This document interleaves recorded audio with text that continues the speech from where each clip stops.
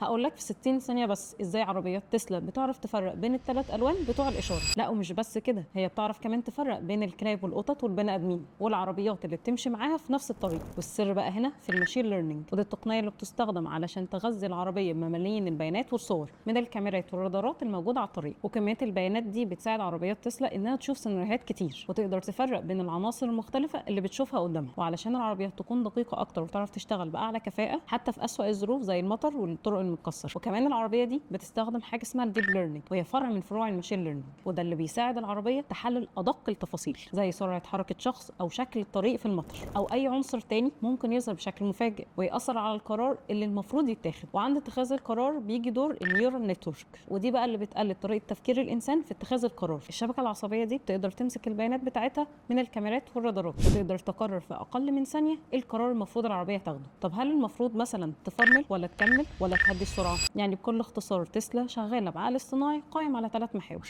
اول حاجه وهي الماشين ليرنينج بتغذي العربيه بالمعلومات الاساسيه. تاني حاجه وهي الديب ليرنينج بتساعدها تميز التفاصيل بوضوح اكتر. تالت حاجه هي النيورال نتورك بتساعد العربيه تاخد القرار. وده كان الفرق ما بين اهم 3 مصطلحات في عالم الداتا ساينس. لو حابب تتعلم الداتا ساينس اند ماشين ليرنينج اكتب لنا في كومنت كلمه ML وهنبعت لك كل التفاصيل.